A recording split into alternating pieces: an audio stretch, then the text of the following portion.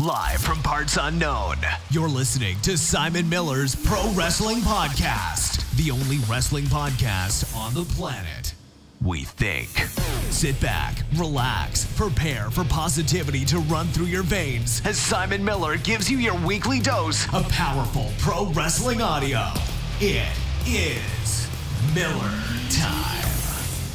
Hello and welcome to Simon Miller's Pro Wrestling Show. My name is Simon Miller and this is a pro wrestling show. Thank you very much for joining me for another episode this week. We are smashing them out, but you know, that's just the way I like to do things. There's things to talk about. We've got to talk about it. Also, another shout out to Pins and Knuckles that now support Simon Miller's Pro Wrestling Show. Actually remembered to mention them this week.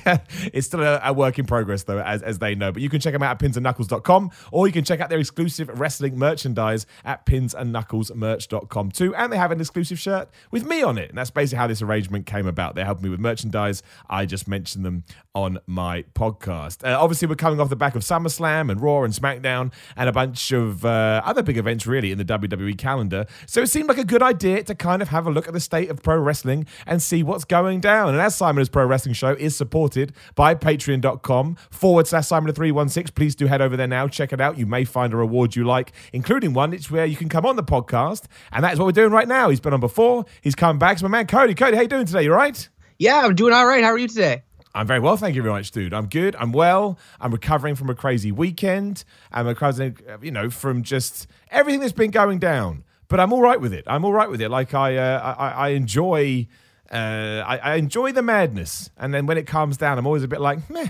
Okay, we'll get back to it, dude. Let's talk about the thing we've talked about all week, but also the thing that everybody wants to talk about, and there has been a mini update, and that, of course, is Bray Wyatt.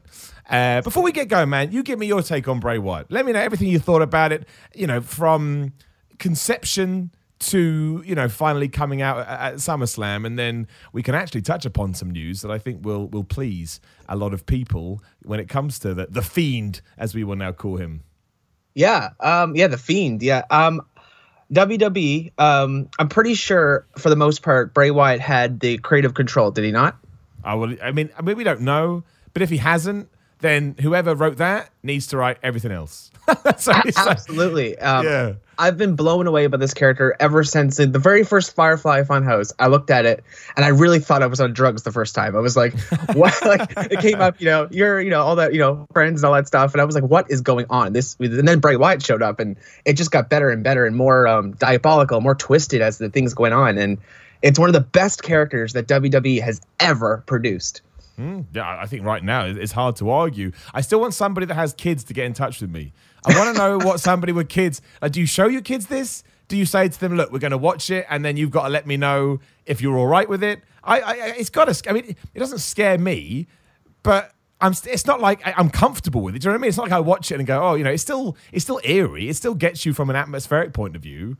Because I don't know. I have no idea. Is it too adult? I don't know. I don't have kids, so I have no idea. I can't mention it. No one will get in touch with me, damn it, and I want to know.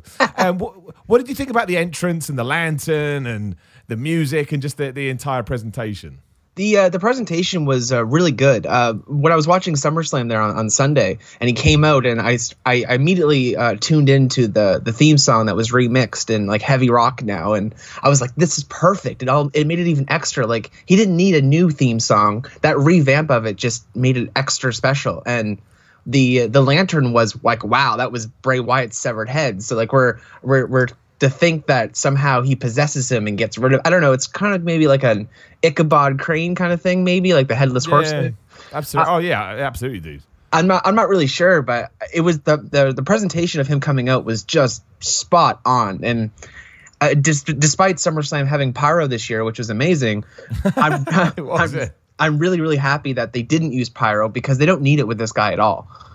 Nice. I totally agree with that. Like, it's sometimes less is more. Sometimes you need to figure out what you've got, and yet he'd already had so much going for him. It was like, do we need to, do we need to do anything else? Like, I don't think we did. Like, I think you're true, and that kind of ties into the news that's come out now. So there are rumors going around. I say rumors, who knows how true they are? That he was meant to be on TV, like they had ideas for television, but then they sat down and went, actually, no, let's keep him off. And the idea now is that you don't tune in to see Bray Wyatt because you know he's going to be on. You tune in because you don't know when he's going to be on. And when I read that, I was like, oh my gosh, if that's true, then WWE finally, after all this time, completely understands. Like, completely understands. That's what you should be doing. It should be a case of, well, who's he going to strike next? And is he going to turn up? And if he's not, it's almost like you answer you ask the own questions in your own head. Well, what's he doing when he's not here? You know, what's his day to day? And I think that's what's so cool about the character. Like, we all know that Finn Balor's going to take a couple of months off. Good for him. Genuinely, it sounded facetious. I mean it. Right. I hope he just recovers and whatever he wants to do. But I know he's just going to be being Finn Balor. And while I know the Fiend isn't real, you know, because I can suspend my disbelief with this character, I can be a bit like, well, maybe he's just, you know, carving another sculpted head. I don't know. And I think that's really fun. And I always say this, sometimes that word is the most important word in all of wrestling. Things have got to be fun before we do anything else, because if it's not fun, why are we even watching? Right. Yeah, you're right. Yeah, so I like that. He's not going to be on TV. I don't even think he needs to be on TV next week. You can maybe do like a Firefly Funhouse or something like that. But, you know, I think you don't hold it off too long because you'll piss people off. But I think I mentioned this on an earlier episode. Find that balance. Find that balance, right. and then yeah, smash it. There was rumors about possibly like having a Finn Balor puppet now backstage at the Funhouse. Oh, it'd be great. So he's like Kirby. He's like sucking in his victims. There you go. Yeah, exactly. That's a good shout for Kirby. Yeah, for sure. I love Kirby. Oh man, dude, that would be. I would love that. Oh man. Well, I mean, that would be good. It would be really. But the only reason I don't want that, and I understand that I am alone here. I don't want the Finn Balor feud to continue. That's nothing against Finn Balor, but I just don't think there's anything in that for him.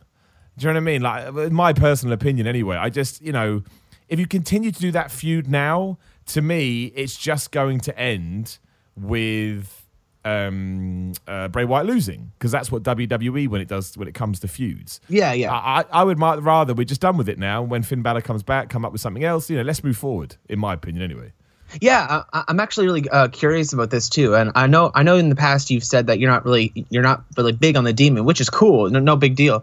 But I'm really curious about why, like the aura around the Demon, I know hasn't been presented exactly good, because sometimes they've kind of like, you know, WWE just has done it and they haven't really put much into it. But and NXT was kind of showing more that Finn Balor Demon. NXT really personified that. I personally I feel, but I feel when Finn Balor comes back from, you know, his time off, I wouldn't want the Demon really necessarily to beat Bray Wyatt.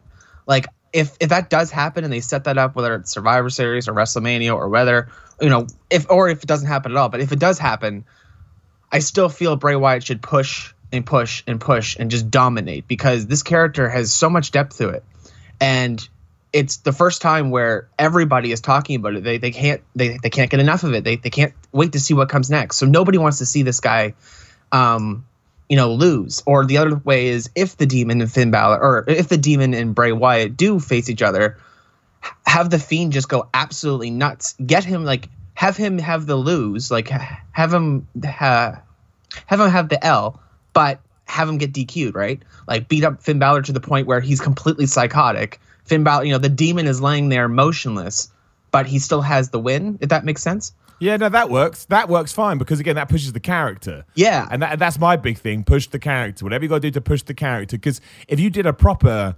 beatdown, nobody would be talking about the fact that there was a DQ finish. They'd be going, flipping it. The WWE went hard on that beatdown. Like when Brock Lesnar was just like opening Randy Orton up with elbows. I'm not saying that we should do that, but, you know, that took precedence over everything else, because what else were you actually going to talk about?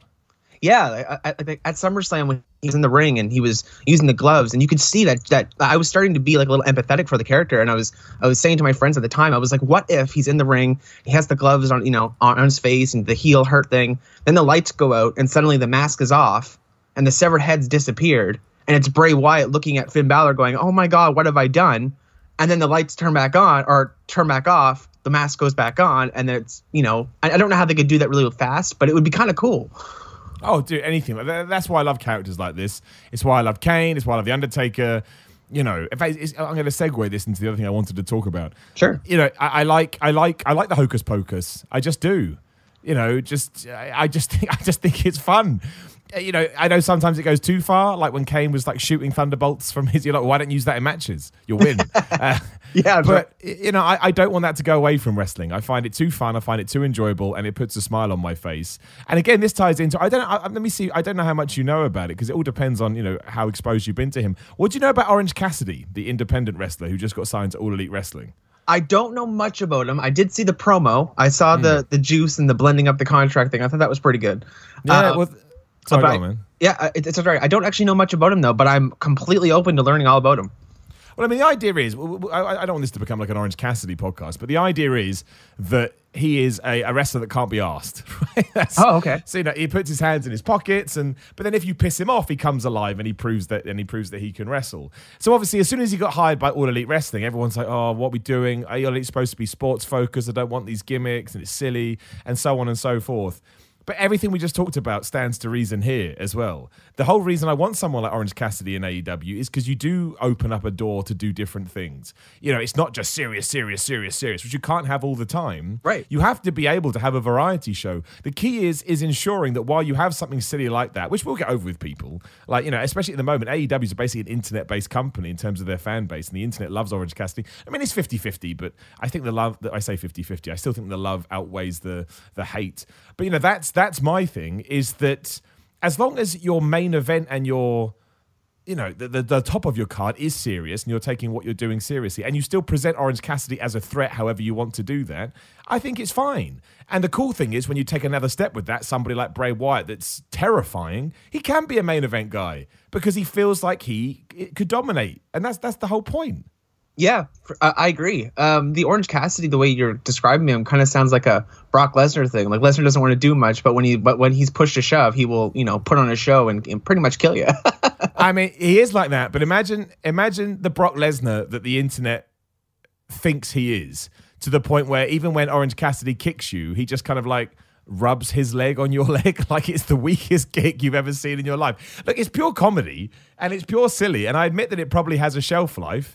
But I'll be damned if it's not entertaining. Do you know what I mean? I when I was watching it, it was kind of one of those things where I'm like, why has nobody else thought about doing this? Like, it's stupid. I don't understand what people want, especially because most people are like, oh, we need something new, we need something fresh. You're giving something new and fresh. No, not that. That sucks. It's like, okay, you can't. Like, what do you want? Like, what do you want? I think you just want to complain. But I hope we are moving back to this place where, there are more gimmicks and over-the-top characters and silliness and, whatever words you want to use. I think wrestling's better when we do that. I agree. I'm probably going to go look up some videos of Orange Cassidy now after the podcast. But I agree that we need some silliness, because sometimes that just, it brings us together as fans. We're like, oh my God, this is hilarious. I can't wait to see, like, just throwing this out there. And I'm not trying to segue into it. I'm just, using an example.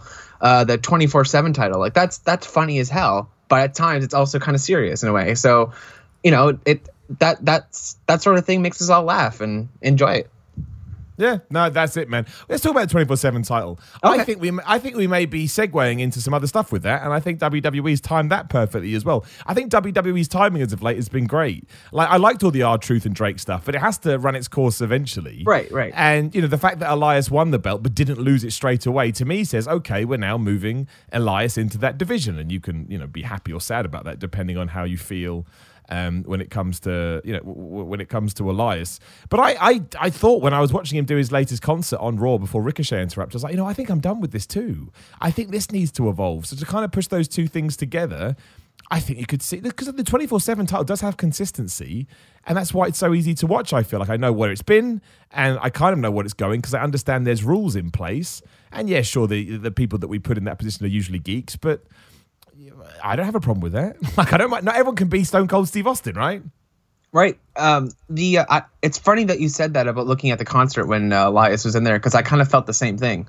Whenever he used to come on before, my name is Elias, and he'd try to, he'd jingle a couple of things and trash talk the audience, whatever. It was always funny to me. But then this time it was like, oh, okay, I think I'm over it. Yeah. I think the real problem was he should have turned heel. He should have turned face when everybody was cheering him, and then WWE changed their mind. I think that was really when it kind of all flipped. But hey ho, that happens. Like, they decided they needed a bad guy. But I think we need to do something different with him. And again, you could argue Elias is dumb. Elias is meant to be a wrestler. He spends all his time doing rock concerts in the middle of the ring. What's that? Like, what is that? If you want to talk about, I understand that WWE doesn't, the thing with Orange Cassidy is that AEW was going to present itself as sports, but I don't think you want to get... There's characters in real sports. There's idiots in real sports. If you watch tennis, I can't remember his name now, but there's that Australian guy. It was in New Zealand. I can't remember. That's massively insulting. Sorry. I can't remember which one he is, though.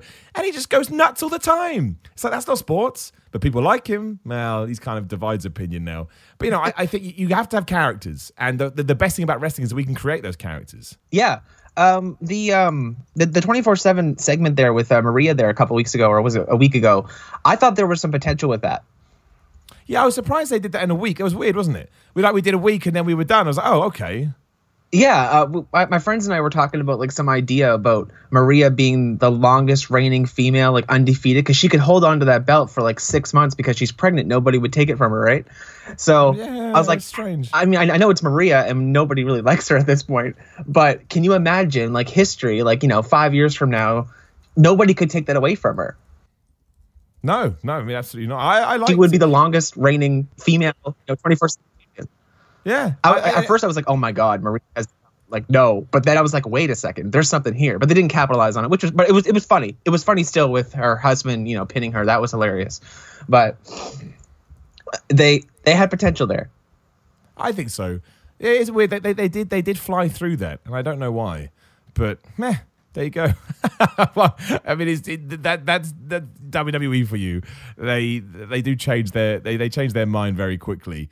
But I think, and no one has actually really said anything to me, so I'm going to assume that we're mostly in agreement. The Simon Miller Pro Wrestling Show audience, I think WWE right now is doing okay. Like, Raw ratings were up, SmackDown ratings were up. I know that's probably because it's post SummerSlam, and you're always going to get that bump. But I can't remember a show where we've been like, man, well, that was crap. I'm not saying everything on the show is perfect.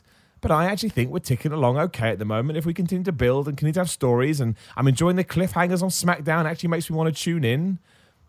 I think there's a lot of good going on. I agree. I actually agree. The last few weeks they've been really pulling out things. Like ever since that explosion on Raw there with Bobby Lashley and Braun Strowman, which was wicked. That was a long time. I was watching Raw and I was like, holy shit. And that was legit. Like that wasn't made up. That just, it came out naturally. And I was like, oh man, this is cool. And ever since then, they've been kind of building things up, getting a little edgier. And then SummerSlam happened with, shouting back to Bray Wyatt earlier, like, the edginess. And I was always saying this too, like, I don't technically need edginess all the time, but it has been getting a little bit more, depth. Like everything isn't continually 50-50.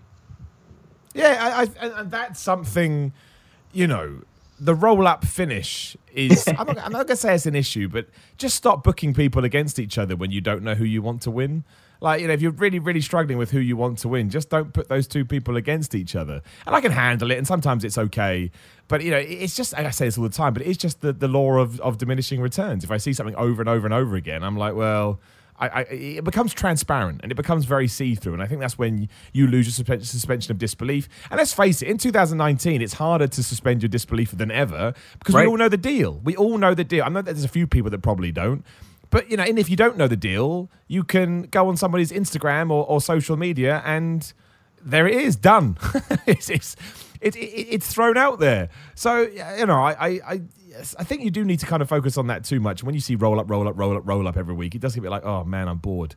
I'm really, really bored of seeing it. But no, I think it's the best time for WWE to come good. And if they can hold this momentum up till October, I think that they're only going to raise their game higher, because you will get...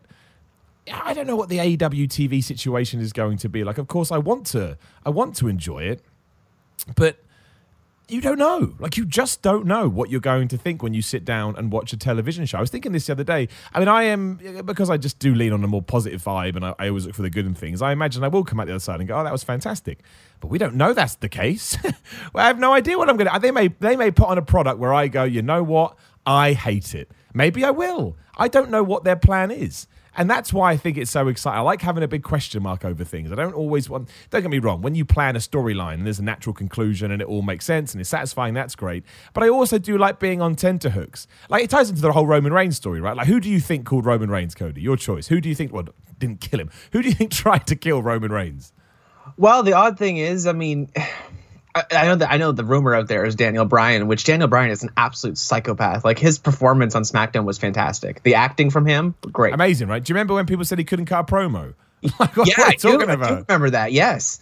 Yeah, he's definitely gotten way better. And he really puts the expressions along. But if it wasn't Daniel Bryan, I was actually kind of thinking kind of on an odd way that it could have been Bray Wyatt on some weird level, just because in the past, Bray Wyatt was always, anybody but you, Roman. Yeah, they had a feud. They had a feud. I mean, Randy Orton had a feud too, and where people are, shouting back to Bray Wyatt's apologizing and, getting over all the people that he's feuded with, kind of thing. Like, maybe Matt Hardy will slide in there too at some point. But I mean, it could be. I really don't know. I mean, the rumor is Daniel Bryan, but at this point, that's the only thing I have to go on because that's the rumor. To be fair, if it wasn't for the, quote unquote, the dirt sheets, I probably wouldn't know who it is. Yeah, that's the thing. So even if it does turn out to be Daniel Bryan, you're going to be cool with it, right? Yeah. Because it makes sense. And that's fine. Yeah. And that's what I mean. That's okay. Like, if it is like a Luke Harper and you're like, oh my gosh, didn't see that coming. Or it is Bray Wyatt. Oh, wow, amazing. But you're not going to be mad about it. You're just going to be like, okay, cool. Like, that was fun as well. And I think that's the divide right there. And that's why it's cool to make sure you set up things that make sense so you can kind of choose which direction you want to go in. Yeah, for sure. And take it from there. So, yeah, like I think WWE's is in a good spot. I mean, you never know. Things could change on a whim, as we've also seen before. Yeah. But I'm certainly not against it. I'm very excited about the King of the Ring as well. So they released the schedule for it. So basically, the first round is next week on Raw, which is whatever it is. I don't know. The second round is on the first round is next week's Raw on SmackDown. Second round is the week after that. Then the semi-finals are on September the 10th and 11th, and they hold that off because then the finals happen on September the 15th. So we basically have, it's a month of today as we're recording this, even though I think this will go out on the Friday. But yeah, so we basically got 4 weeks of tournaments. And I honestly think, given the people that are in it, again, Baron Corbin, Cesaro, Cedric Alexander, Drew McIntyre, Ricochet, Sami Zayn, Samoa Joe, The Miz, Ali, Andrade, Apollo Crews, Buddy Murphy, Chad Gable, Elias, Kevin Owens, Shelton Benjamin. Like, if you pick 2 of those people, I assume it'd be Raw versus SmackDown, but you don't know. If they pick 2 of those people and really make it a big deal, and whoever wins really underline that this could change their careers, and then you actually see it happen, I think you can bring back King of the Ring each year. I think you could probably tie it into maybe a title shot at the Royal Rumble or Survivor Series, especially Survivor Series, make that mean something. And it could be something post-SummerSlam. You don't just enter a lull, which can happen sometimes. You have something right away to jump on. That's basically what they now do with Money in the Bank post-WrestleMania. So King of the Ring could become there later in the year, Money in the Bank. I agree. I was super excited when I heard about the King of the Ring coming back. It's funny that it happened so on Monday, because on Sunday my friend and I, no word of lie, like we were just talking about this on my podcast on Tuesday. We were sitting there before SummerSlam, like during the pre-show, and we're like, you know what WWE needs? Because we were just coming off the G1 tournament, right? And that sort of tournament. And I was like, WWE needs another tournament. And I was like, they needed 8 people from Raw, 8 people from SmackDown. I don't know what to call it, but some sort of tournament. And lo and behold, the next day, they announced that. But there you go. I got what I wanted. Hey, man. So I was pretty excited for that. Yeah, I've said it with games before. Like, something like Active Reload in Gears, I was surprised that more third-person shooters didn't take that on. So if somebody I know the G1 Climax isn't new, but if somebody looks at that and thinks we can do it and we've got King of the Ring, good. I'm not going to get mad at you. I always say I don't want wrestling promotions to feel the same. I want them all to feel different. Absolutely. If you can figure out a way to borrow bits and make it your own, do it. And I know that there's room that Vince McMahon doesn't like tournaments. Okay, but tournaments are really good. Tournaments are what basically all sports operate on tournaments. So you definitely should like tournaments, in my opinion. I think you should have one, because it's just an easy way to shake up your content. I agree. There's a lot of stars that have really shone in King of the Ring tournaments or just other tournaments, or like, and I know Vince may not like them, but he can't deny the popularity that has come from a lot of superstars over the years from the tournaments. Yeah, I mean, I'll ask you this, man, and you argue it either way, and people in the comments do the same. You know, would Stone Cold Steve Austin be Stone Cold Steve Austin without winning that King of the Ring? There's no right or wrong answer. I'm just saying, do you think it was pivotal? I do. I agree. I really do. Because, I mean, when he said, you know, Austin 316 just kicked your ass, I mean, that's iconic, right? And it's King Stone Cold, right? You can't really, I mean, it wasn't King Stone Cold, but you know what I mean. But it was, I think it cemented his career just a little bit further than it would, like, without, if you're looking back now and you say, you know, I don't see King of the Ring without Stone Cold and Steve Austin, like, if that never happened, I mean, would it affect Stone Cold's career? Maybe, but I think it would. I mean, as a fan, I think it would. I mean, I think it could have possibly delayed stuff, right? Yeah. Because having him win it put him on a pedestal straight away, and people could say, "Here's our winner of the King of the Ring." And I know there's a whole other story around that, in the sense that he wasn't meant to win King of the Ring; it was meant to be Triple H, and so on and so forth. But you know, and again, that's like sliding doors stuff. You don't know if he did, which way would it go? But you know, it was part of his ascent to the top. And I'm not saying if we give Drew McIntyre King of the Ring, he's going to become Stone Cold Steve Austin before anyone go and say that. But I'm saying you can use it that way with the power of hindsight, and that's why I like the fact that it's coming back. The only reason it sucked last time is because Wade Barrett won it, and they treated it like a joke.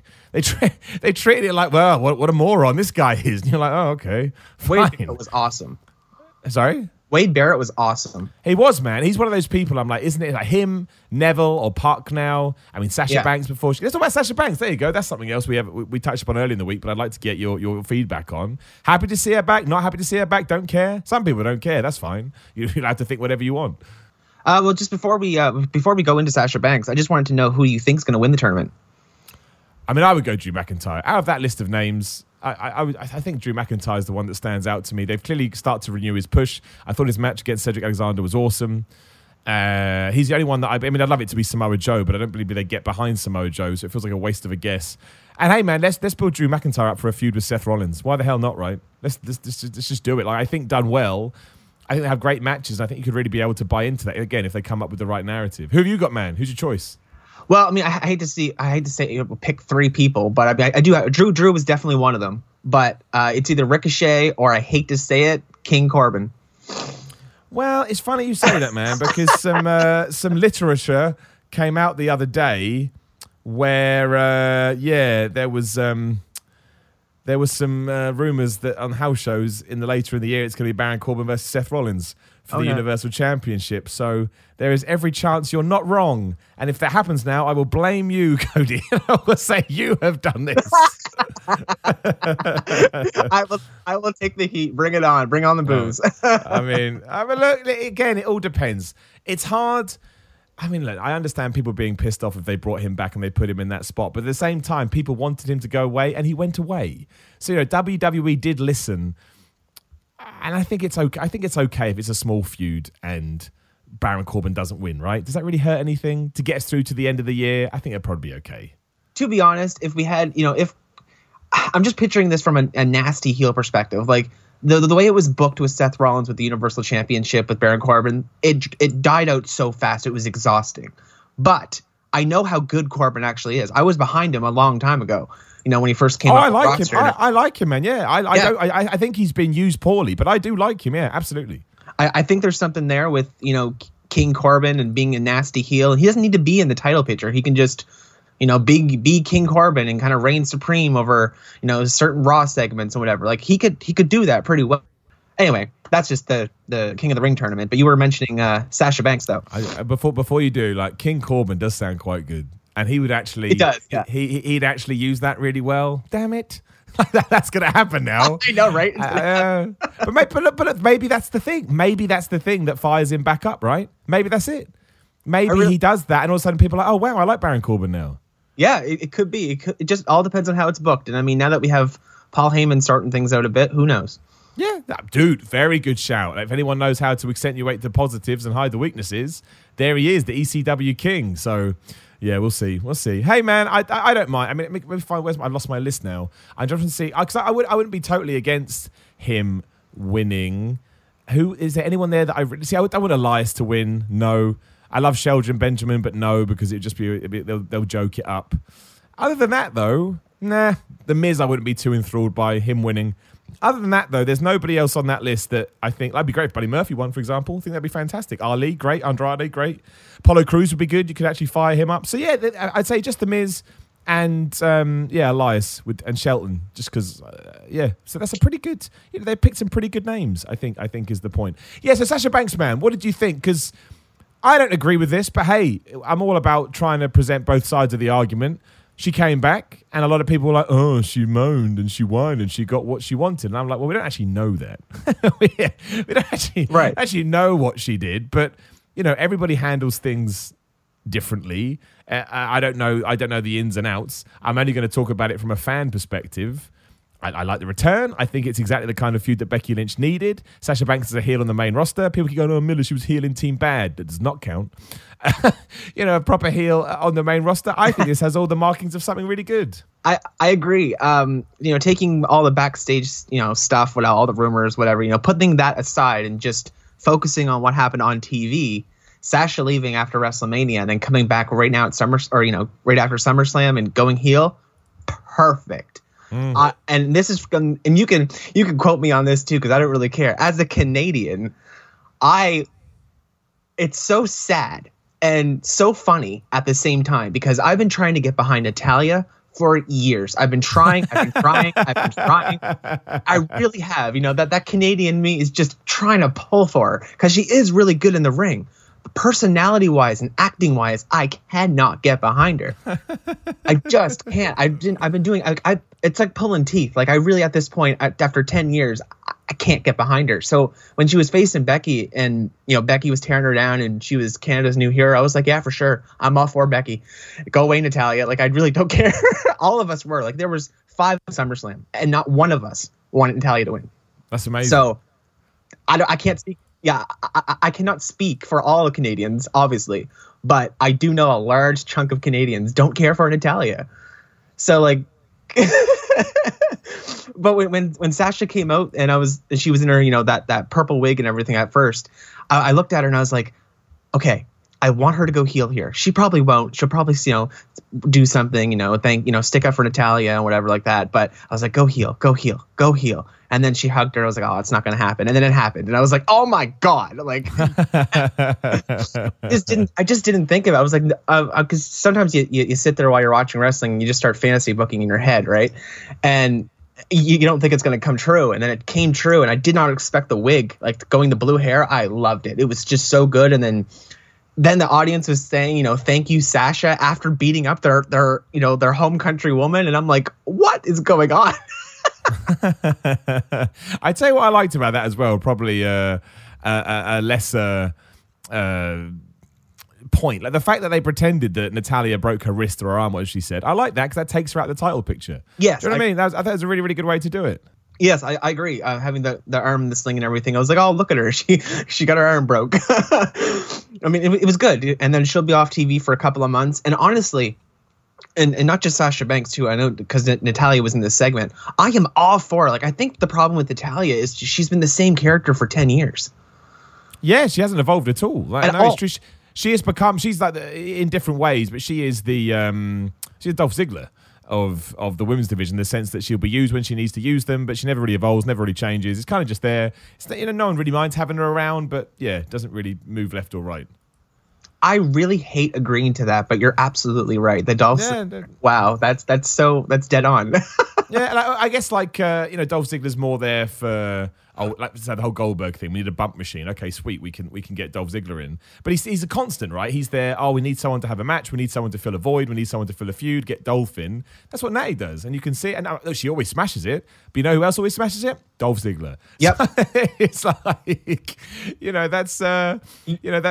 that's just how I've always seen it. It's because it's weird. I don't like Natalya, but I don't hate Natalya. She's just there. And I have no... I'm completely neutral on her. I'm natty neutral. Natty neutral. I like it. Yeah. But you want to feel something towards a performer, I think, before a character. Like, you want you want to react to them. And I just haven't. I just don't, for one reason or another. I like that, though. Hashtag nanny neutral. You got to make that trend. Yeah. Thing is, it won't, though, because people won't care enough. That's the problem.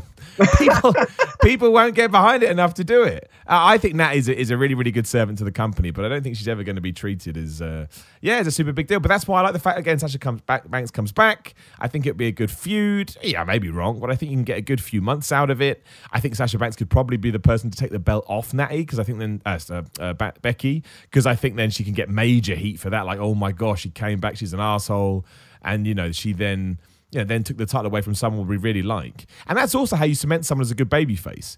To get somebody really over and really popular, they also have to be super mad about the person that's stopping them from succeeding. That you never forget that Stone Cold Steve Austin got so big, as he seems to be a theme of this episode, because Vince McMahon was such a dick. And again, I'm not saying it's going to turn into Vince versus Steve Austin, but I'm saying I think Becky Lynch needs that person that's not Ronda Rousey and that's not Charlotte. Like, I think she needs a more unique one. So why the hell can't it be Sasha Banks? I agree. Yeah. Every feud needs that. At some point, every feud needs that absolute dick, like that person that you just want to, and not an exhausting feud like Baron Corbin, Seth Rollins, because that's not what I mean by that. I mean just that pinnacle feud where it's not. I mean, Charlotte and Becky do have that really good back and forth chemistry with that. But yeah, Sasha is a really good one because she's on a whole other level. Sasha is really, really unique, and I really, if WWE is going to push this heel character, Sasha Banks, don't give her the title and then let her lose it after a month, because that's what she's known for, and I hate that. Yeah, no, that we need to, yeah. And this is kind of like the Bray Wyatt situation. He needed all these different changes so that we forgot all the pitfalls that he'd fallen into before, which is kind of cool. When he had his own head as a lantern, it was almost like saying, "Hey, I'm moving forward, I'm moving on." Right. But that also is the same with Sasha Banks. We need to forget that she, always had those teasers of heel turns but didn't do it and could never hold on to a title and whatever else. Like, we need to make sure we move away from that. Absolutely. And I think it's really important that we stick to those things going forward, and we don't. Just that, exactly that. Don't fall back into old territory, because it can be really harmful now. If you damage a character twice, fans may turn on them completely. Yeah, I mean, I've in my head, I can think of 3 just matches off the top of my head, like Sasha and Bayley in NXT, right? And then you have Charlotte Flair and Sasha in, I think it was Hell in a Cell, or the Falls Count Anywhere match where she put Charlotte into the railing there or something and did the bank statement or something like that. It was yeah. Sasha has dished out some amazing freaking matches, and I think maybe this time off, maybe that's why she was upset earlier. Did rumors, and to be honest, I wouldn't blame her, because she has all the skill in the world, and for her to have a title for only a month, it's like, come on, push this woman. She deserves it. She really deserves it, because she's proven time and time again that she can handle herself, and she can knock out amazing matches. Dude, amen, brother. And that's why I'm looking forward to it. And, when you see what's happened to someone like Ember Moon, that now just seems to have been used as filler. Agree. I think we now need to stop doing that, because the women's division isn't deep enough for them to do that. Like, if I said to you right now, who do you think is a credible competitor to win a Raw or SmackDown Women's Championship? The names I come up with are Becky Lynch, Charlotte Flair, Bayley, but only just, and probably Sasha Banks now she's back. But Ember Moon needs a push. I think Alexa Bliss is kind of there, but again, could be used better. Nikki Cross, no, I wouldn't believe it. And then I start running out of names, because, Mandy Rose, Sonya Deville, they kind of come and go. The Kabuki Warriors, don't even know what happened with that. The Iconics, they're a better tag team. We shouldn't. They do what they do well. So, I think the last thing we want to do is negate any more of those people. And it kind of feels like we've done that with Ember Moon now. I think that's nuts. Yeah, for sure. Ember Moon was always one of my favorite picks when she first came up. I was like, give this woman a title. And they've been, some of the feud that last feud she was in with Mandy Rose. And to be fair, if anybody broke my Switch or my console, I'd be pissed off too. So I will give her that one, because if you break my PS4 or, Switch, I won't be happy. But the whole Mandy Rose thing backstage and with Sonya Deville, it was kind of dull, and it was like, come on, like, you guys are better than this. Make something a little bit more personal, and Ember Moon deserves more of that. Mandy Rose deserves more than that. Sonya Deville is so underused. Yeah, she's good, isn't she? She's really, really good. I became a fan of hers at Elimination Chamber when she, like, immediately. Like, I was kind of watching her before that, but when I watched her go in Elimination Chamber, I was like, I'm sold. I'm a fan of Sonya Deville now. Like, yeah. Elimination Chamber did that for me. Yeah, no, the only thing I don't get, I didn't really pick up on the fact that ages ago people were telling me they were teasing some kind of relationship between Sonya Deville and Mandy Rose. And I was like, are they? I had to go back and watch some segments. I still haven't got it. I didn't get it at all. Like a relationship thing? Yeah, I didn't. That's what people told me. I was like, okay. I mean, look, I think WWE should do a story like that. The only reason I worry about it is because it's WWE, and nobody is more heavy-handed than WWE when it comes to that stuff. And that's why it scares me, because I think they'll do it in a way that we'll all cringe and go, "Oh no, it's not. This is not how you handle that stuff." But apparently, that was a story. I was like, "Well, that's lost on me if that's the case." I didn't pick up on that at all. It was lost. Yeah, I think it was lost on me too. I never thought of them as, a couple. I thought of them as just really good friends. But I know it's the stereotypical cliche, a lot of the times where you see two women or two men on TV, like, who are extra close to each other, and you automatically assume they have to be a couple. But I mean, people thought that about the Iconics too a while back. So, I mean, I just go with it. I did too. I just wanted to know if you'd picked up on it, because I was like, I didn't pick up on that. No, I didn't pick up on it at all. That's brand. I watched it 3 times. I was like, what am I missing? I don't get it. But no, it was that was very weird all around. I guess the real question is, dude, who do you think Seth Rollins' next feud is? If anything, I've seen. Oh yeah, for sure. Seth Rollins' next feud. Finish what you said, man. So I think there was a Skype glitch there. I think I interrupted you because I couldn't hear you. What were you going to say? Oh, no worries. But Sonya Deville at times has kind of given the vibe, and it could have just been me, because I mean, I know it's what's set up, whatever, on TV, but it just seems that Sonya on some level is starting to get pissed off at Mandy Rose. I think there'd be a great feud there. I'd be up for that. I think that'd be really, really good, and at least they get some time on TV then as well. Although I quite like them as a tag team, though. I just think they're underutilized. I just think they're underutilized. Agreed.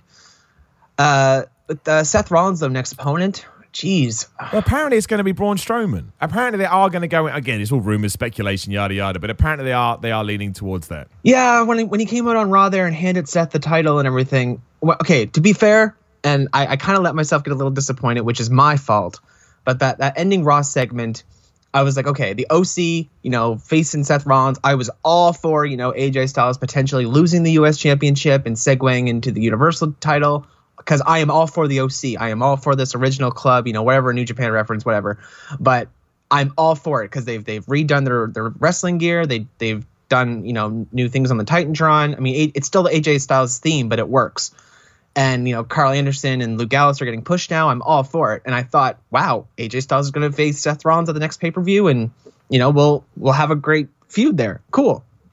But when Braun Strowman came out and Ricochet came out, I was like, oh, I don't want to see any more Ricochet and AJ Styles. And I love them both, don't get me wrong. But that's been going on for 2 months now. I think it's time to move on. So, and WWE made that clear on Raw when they said, or SummerSlam was 2 months ago when AJ Styles and Ricochet started doing this. And I was like, it's been 2 months? Okay. That's right. So, but Braun Strowman going for Seth Rollins, I'm really not sure about that one, because I really don't know. I don't really have much thought on it yet, but who knows what could happen on Raw, right? I mean, Braun Strowman could just kind of change his attitude and maybe go heel or something, or I don't know. But I mean, if it's a good feud, I'm all for it. But I really wish they had have pulled the trigger on Braun Strowman like last year, instead of like giving him Nicholas, instead of giving him like Nicholas was funny, but I mean, there was just so much. He was on such a hot streak, and then they just took it all away from him. Like Baron Corbin hitting him with the title at the Saudi Arabia event or whatever it was, and like it was just I'm lost on Braun Strowman now, and I hate that I feel that, because I remember you and I being on a podcast, last year or something like that, and I was all for Braun Strowman. I couldn't. Yeah, I remember. Yeah. I was like, Braun Strowman just gets to walk into the ring and demand things, and he's crazy. And now I'm like, oh, a year later, I'm lost, and I hate that feeling. No, I think you could switch it. On Raw next week, we're going to have a US title match, AJ Styles versus Braun Strowman. And could have Braun Strowman beat AJ Styles, and AJ Styles goes into the Universal title picture. I mean, it makes no sense, but that's WWE for you, isn't it? Like, when was the last time somebody challenged for a title after not losing? It's all about moving the chess pieces. And I think my thing is, as well, is I don't think you can take the belt back off of Seth so quickly, which means, again, you're starting to Ember Moon Braun Strowman. You're just using him to fit into a position on the card to get through a few months. And I find that crazy. And look, if you're going to do it with anyone, yes, you probably can get away with it more with someone like Braun because he's massive and he's always going to have credibility, right? I was having this conversation with someone, I won't name them because I'm sure they wouldn't mind, but they may not want to be named. But I was having this conversation with someone in wrestling the other day. He was giving me some feedback on one of my matches, and we were walking through and watching some stuff. And he said, the best thing about dudes like Braun Strowman is when they walk out, they can kind of do whatever they want because people will look at them and go, holy shit. Like, who is that guy? And as soon as you have that reaction, that credibility, you're going to have more leeway. That's just how the human brain works. So I worry that they know that's true. And that kind of is what they did with the Big Show a lot as well, right? When they wanted to heat him up, they were like, and Mark Henry especially, when Mark Henry started destroying dudes in 2011 as the Hall of Pain thing. Yes. It only took a few weeks before we were like, yeah, I'd buy that. Because look at him. It looks like he could eat you. So it's like, I agree.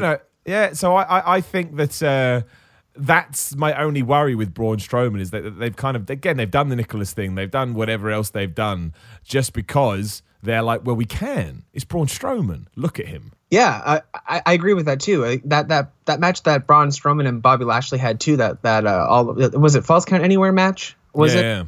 Yeah, that was great. That they really sold that. That was oddly really enjoyed that match. And that I know Bobby Lashley I think is injured, but even not having him on TV right now is really selling that. Yeah, so I totally agree. I mean, we maybe Seth Rollins goes heel. I mean, I know it's kind of dumb after his, big face promo that happened, prior to SummerSlam and everything. But, I mean, I don't know. Earlier when I said I was disappointed myself, I was starting to fantasy book again, like when I was watching Raw. And I was like, what if Bray Wyatt came out at the end of the at the end of the night, and he beat up, he beat up the OC, he beat up, for Seth Rollins, and then he raised the Universal title in the air, and AJ Styles kind of was like, okay, I'm done here. I'm not going to have anything to do with this. You have fun with the Fiend. Dude, what I love, my favorite thing about it is that now anyone the fantasy books goes, maybe Bray Wyatt turns up. Maybe Bray Wyatt turns up. I love that. I think it's great. But that's what it should be. And going back into our first conversation, that's what we should be asking. Well, who is he going to beat up next? Yeah, exactly. Who's going to beat up next? I mean, I know 3 months ago before SummerSlam, there was a poster that was leaked. I don't know if it was Photoshop, but it had half of the Fiend's face and half of Rollins' face. And I was convinced that, that would have been SummerSlam, but then it turned out to be Lesnar or whatever, which is cool. And that also, I want to shout out to that just because I mentioned Lesnar. Lesnar versus Rollins was absolutely awesome at SummerSlam. Oh, I mean, genuinely one of the best main events in ages, I thought fantastic, especially because it was kind of like Roman Reigns and Brock at 31, WrestleMania. Everyone was like, meh, I don't like it, and they loved it. Same here. Everyone was like, meh, brilliant match. One of the best Brock matches I've seen, just in general. And I love all Brock matches. I thought it was awesome. Yeah. He sold it well. I mean, it was a good, 10, 15-minute fight, and it was just, I couldn't believe that Seth Rollins won clean. I mean, not to, poo on Seth Rollins. I just, Brock's huge, right? So I figured something would have happened, but no, it was great. It was really good. But getting back to the Seth Rollins, future opponent being Braun Strowman or AJ Styles or somebody. I mean, if it works out, I'm okay with it. I shall wait. I'll wait for Raw and then see what happens then. Yeah. No, I think that's fair. We'll see what's going on. Hey, maybe we do 6-man tags for a while. Be a bit boring, but, because that was my big criticism afterwards. I was like, oh, maybe this is us just holding fire. And then a few people are like, oh, no, I think they're actually going with Braun. I was like, okay, maybe I'm wrong. I'd rather that. I'd rather a nice, what do you call it? Focus program. But we'll see. We'll see what happens. I mean, Braun Strowman and Seth Rollins, I guess, is different. Have we ever seen them fight? Probably. I can't even remember. It's so hard to remember WWE these days. Things change so quickly. I can't even remember. I'm trying right now. It doesn't ring a bell. But I don't know. We'll see. We'll see what happens, and then we will continue on with our Braun Strowman craziness. As now we. Well, I mean, the next thing I was going to say, we built a Clash of Champions. We don't. We bleed. We build into All Out. which obviously is happening in a couple of weeks. You excited about it, man? Oh man, am I ever? I am so excited for All Out. I'm actually going all out for the event. I'm getting a bunch of food, getting a bunch of friends over, and we're just gonna have a time. Love it, dude. See, that's what I like to hear. That's that deep. Sometimes people forget what wrestling is all about. I think it's going to be awesome. And obviously then we move into their TV tapings, and then we move into the craziness, and we try and figure out what the hell is going on in the world of wrestling. Because you just don't know. You never know what's going to happen. And that's why I like it so much.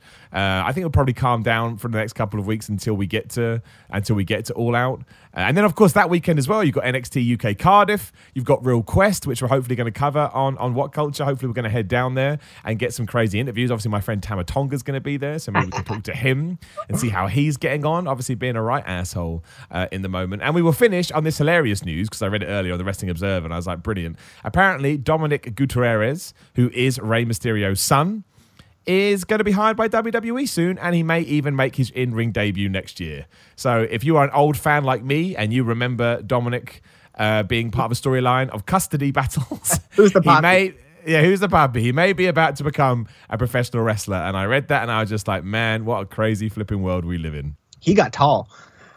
I mean, how's he taller than his dad? I don't really get how genetics works, but I was like, how does that work? I don't get it. Yeah, well, I mean, Rey Mysterio is only 5'6", I think, 5'6", 5'7". So I mean, that's as tall as I am. I'm 5'7". I'm short. I think he's smaller than that, dude. Oh, is he? Okay. I don't know. I'm gonna look it up. He's full. That says 5'2". Is that true? 1.68 meters in feet. We'll do it this way. That says 5'5". I got 5'2" and 5'5". I don't even know. That's two completely different things that I've just been told. But yeah, also 5'7". It's 5'2", 5'7", 5'5", 5'6". So someone tell me, how tall is Rey Mysterio? If you are Rey Mysterio, let me know. I mean, I have no idea. I have no idea how actually tall he is. I know that he's short. That's about it. Well, yeah, I'm actually curious now, too. I thought he was as tall as I am. we will find out. Somebody will always tell me. Somebody will always tweet me, usually followed by some kind of expletive. That's usually how it works. So I look forward to it. On that very, very positive note, Cody, I'm going to thank you so much for your time. Thank you for coming on. As always, just a lovely, lovely chat, my friend. Yeah, for sure. And thank you so much. Just a quick shout out, though. Thank you for Hadouken Shane McMahon. How dumb is ups and downs these days? It's the most ridiculous thing in the world. If I was there, I would have done it with you. Oh, thank you. Thank you, my friend. I appreciate it. Also, dude, make sure you pimp out your podcast for anybody that wants to listen to it. Yeah, for absolutely sure. It's all set up now. It's Lotus Moon Productions on SoundCloud, Lotus Moon Productions on Facebook, and if you want to find me on Twitter, Lotus Moon Prod. That's PROD at the end. There you go. That's where you can find it. I am going to go on the podcast at some point, but poor Cody has to try and work around my horrible schedule. No worries, but we will figure it out. But in the meantime, yeah, dude, thanks so much. Everyone, go check out his podcast. I guarantee you will enjoy it. But in the meantime, yeah, thank you very much for listening to this episode. We'll be back next week, like we always are. I think the new schedule going forward is going to be 1 p.m. BST and 1 p.m. BST. Tuesdays and Wednesdays, 1 p.m. BST over on my YouTube channel, youtube.com/The Miller Report Rules, or just search for Simon Miller. You'll find me in my daft wrestling gear, and you can just click it and subscribe. That would rock. And we're going to start doing like a few special episodes on the audio feed and a few special episodes on YouTube, just to try and spread the audience a bit more if we can. But in the meantime, you can follow me on Instagram and Twitter at Simon316. You can support the podcast at patreon.com/Simon316. If you're around London Sunday evening in the Balham area, head down to the Bedford where I'm wrestling in the EWE Heavyweight Tournament. Got to keep progressing in that one. And otherwise, I got wrestling merch too, simonmiller.bigcartel.com. But look, have great days, have great weekends, enjoy whatever comes your way. I hope I was able to provide you with a little bit of respite for the last hour or so, and I will try and do so again next week.